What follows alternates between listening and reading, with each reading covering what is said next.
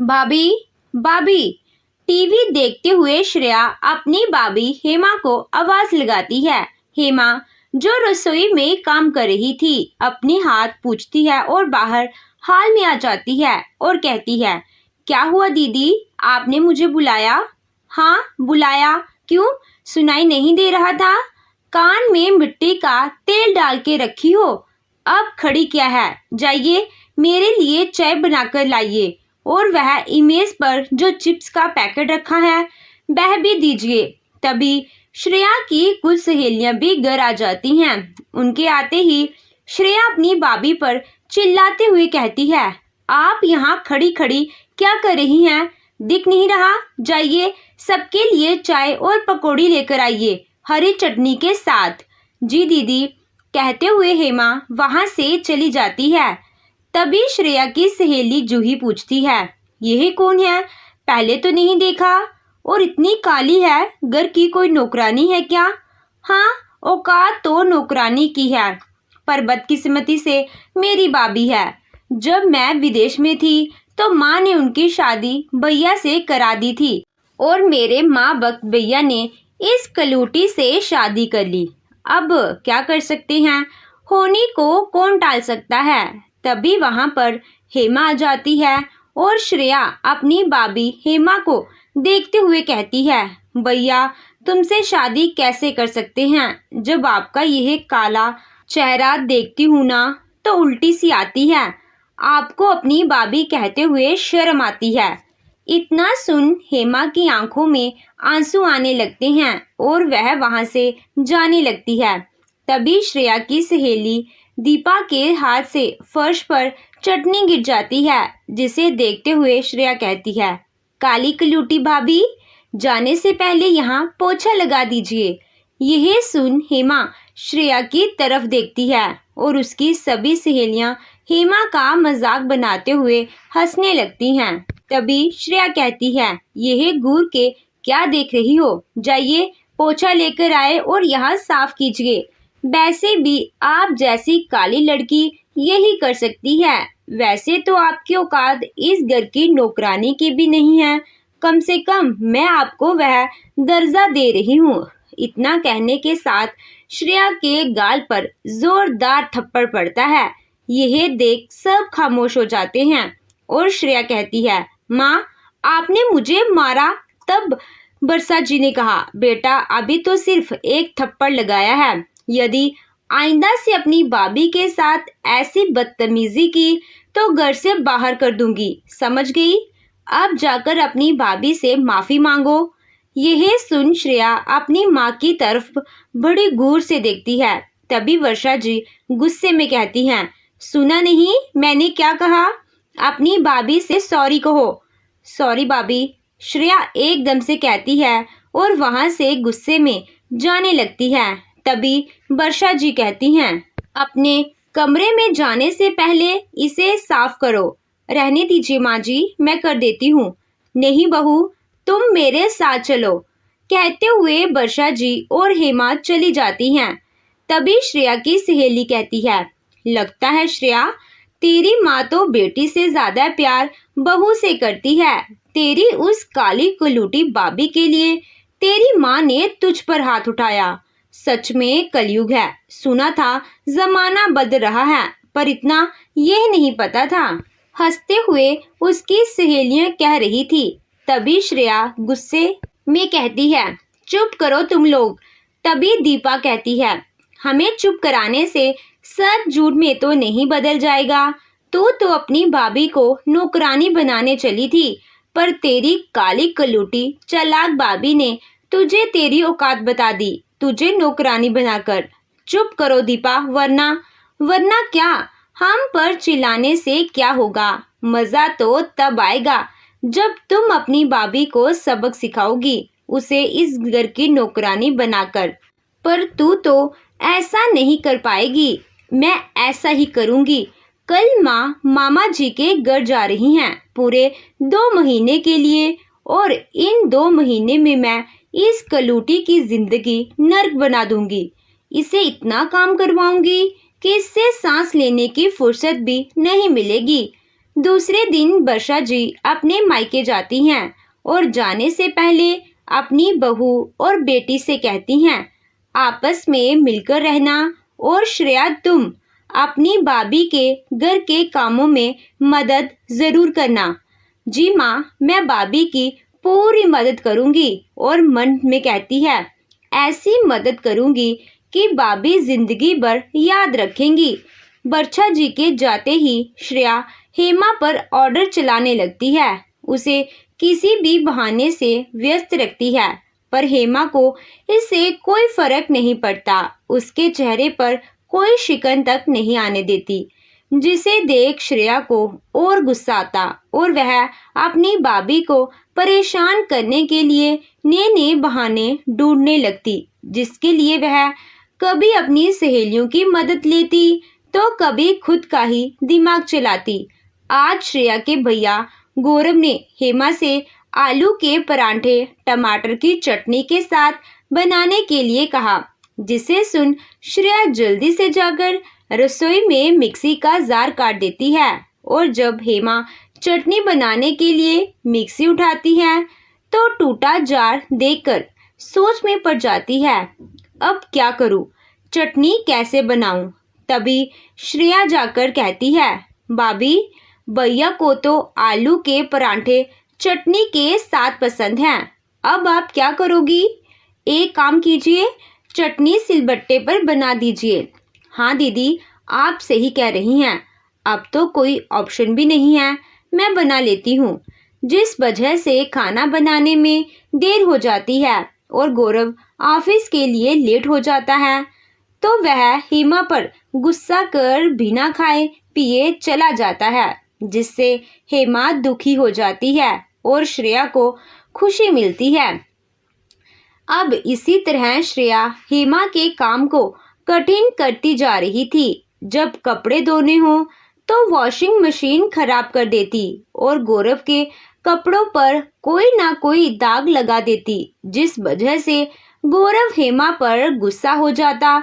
जानबूझकर कभी गौरव की चाय में चीनी ज्यादा करना या खाने में नमक बढ़ाकर दोनों की लड़ाई कराने में श्रेया को बड़ा मजा आने लगा था और हेमा इन सब से दुखी होकर रोने लगी, जिसे देखकर श्रेया मन ही मन खुश होती। तभी गौरव वहां आता है और हेमा को रोता हुआ देख कहता है, हेमा अरे बाबा तुम क्यों रो रही हो, जानता हूँ मैं आजकल तुम पर कुछ ज्यादा ही गुस्सा करने लगा हूँ।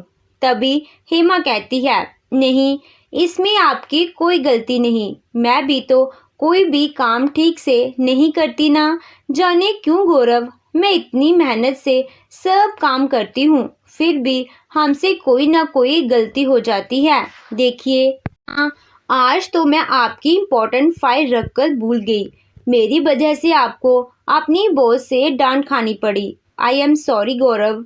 सॉरी बोलने की कोई बात नहीं, मुझे भी समझना चाहिए कि माँ नहीं है तो तुम पर घर का बोझ बढ़ गया है, इसीलिए जल्दबाजी में कोई ना कोई हड़बड़ हो जाती है, पर कोई बात नहीं, ऐसी मिस्टेक तो हर किसी से होती है। तुम दुखी मत हो, मुझे मेरी फाइल मिल गई है, अब जल्दी से मुस्कुराओ, वरना माँ को पता चला कि मेरी वजह से उनकी बहू की आंखों में आंसू आ गए तो मेरी खैर नहीं। यह सुन हेमा हंसती है। तभी गौरव कहता है, अब जल्दी से एक कप चाय बना दो, बस चीनी कम डालना। हेमा हंसते हुए वहां से जाती है। यह देख श्रेया का गुस्सा सातवें आसमान पर था। अब वह कुछ ऐसा करना चाहती थी जिससे गौरव नाराज होकर हेमा को घर से बाहर निकाल दे, और यह मौका उसे तब मिला जब गौरव के बॉस अपनी फैमिली के साथ गौरव के घर खाना खाने आए। तब गौरव हेमा से कहता है, हेमा आज कोई भूल से भी गलती नहीं होनी चाहिए, आज तुम ऐसा खाना बनाना जिससे बॉस खुश होकर मुझे प्रमोशन दे दे, अब सब कुछ तुम्हारे हाथों में है। तब हेमा कहती है, आप चिंता ना कीजिए गौरव, आज मैं ऐसा खाना बनाऊंगी कि आपके बॉस उंगलियां चाटते रह जाएंगे। ऐसा कुछ नहीं होगा, भाभी के पास खड़ी खुश श्रेया मन में कहती है, मेरे होते हुए खाना स्वादिष्ट कभी नहीं बनेगा। देखना, आज तो भैया नाराज होकर आपको घर से निकाल देंगे। हेमा रसोई में जाकर खाना बनाने लगती है। उसने खाने में 3 प्रकार की सब्जी, मीठे के साथ पकोड़े, सलाद भी बनाई थी। और खाना बनाने के बाद जब हेमा कमरे में तैयार होने जाती है, तब श्रेया चुपके से रसोई में जाकर सब्जी में नमक ज़्यादा डाल देती है और हेमा की रसोई में आने से पहले वहां से चली जाती है। और हेमा तैयार होकर खाना डाइनिंग टेबल पर लगा देती है। और कुछ ही देर में गौरव के बॉस अपनी फैमिली के साथ गौरव के घर आते हैं। अब हेमा और श्रेया दोनों को इंतजार था गौरव के बॉस के खाना खाने का। खाने के बाद उनकी क्या प्रतिक्रिया होगी? हेमा मन ही मन भगवान से प्रार्थना कर रही थी कि गौरव के बॉस को खाना पसंद आए। और दूसरी तरफ श्रेया चाहती थी कि भैया के बॉस जल्दी से खाना खाएं और खाने की बुराई करें। फिर भैया गुस्सा होकर इस काली कलूटी को घर से बाहर निकाल दें। थोड़ी देर में बॉस खाना खाते और खाना खाते साथ खाने की तारीफ करने से खुद को रोक नहीं पाते। तभी श्रेया कहती है, ऐसे कैसे हो सकता है? आप सही से खाना खा लेना। ये सुन सब आश्चर्य से श्रेया की तरफ हैरानी से देखते हैं। तभी श्रेया अपनी बात को बदलते हुए कहती है, आप सब मुझे ऐसे क्यों देख रहे हैं? मैं तो मजाक कर रही थी। अब ननद भाभी हैं तो हंसी मजाक तो चलता है। यह सब सुन सब हंसने लगते हैं, पर श्रेया को समझ में नहीं आता यह सब कैसे हुआ। मैंने तो खाने में नमक ज़्यादा किया था, फिर ऐसे कैसे हो गया? वह नमक कहाँ गया? खाने के बाद जब गौरव और उसके बॉस चले जाते हैं तो श्रेया भी वहां से जाने लगती है। तभी हेमा श्रेया को रोकते हुए कहती है, दीदी जानना नहीं चाहेंगे कि आपने तो खाने में नमक ज़्यादा डाला था, फिर नमक कैसे कम हो गया? तभी श्रेया मजाक करते हुए कहती है, भाभी आप कुछ भी मत बोलिए। तभी हेमा कठोर शब्दों में कहती है, दीदी आपको क्या लगता है मुझे कुछ समझ में नहीं आता? अचानक से मिक्सी और वॉशिंग मशीन खराब हो जाना, हर दिन चाय और खाने में चीनी और नमक ज़्यादा होना, कपड़े साफ धोने के बाद भी गंदे हो जाना, उनकी फाइल खोना, यह सब अपने आप तो नहीं होते हैं, कोई तो करता है ना, और वह कोई और नहीं आप ही हैं। सही कहा ना मैंने? हाँ सच कह रही हो आप। यह सब कुछ मैं कर रही थी क्योंकि मैं आपसे नफरत करती हूँ, आपके रंग से नफरत करती हूँ। आपकी वजह से माँ ने जिस दिन मुझे थप्पड़ मारा उस दिन हमने ठान लिया था कि आपको इस घर से बाहर निकाल के ही रहूंगी और मैं ऐसा करके रहूंगी। तभी हेमा भी गुस्से में कहती है कि आपकी नफरत तो हमसे थी ना, तो बदला अपने भैया से क्यों ले रही थी? खाने में नमक ज़्यादा करने से पहले एक बार भी नहीं सोचा? इससे उनके बॉस के सामने क्या इंप्रेशन खराब हो सकता है? उनकी सारी मेहनत पर पानी फिर सकता है।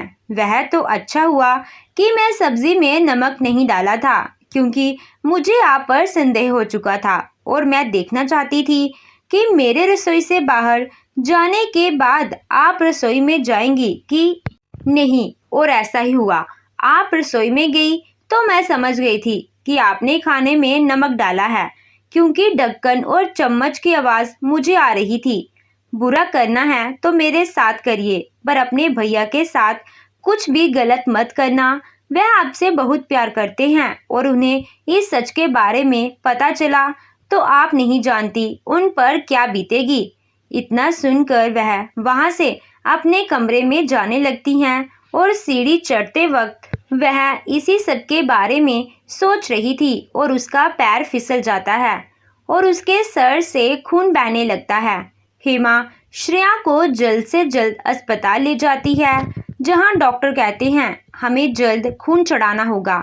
हेमा अपना खून मैच करवाती है और खून मैच होने पर वह श्रेया को अपना खून देती है।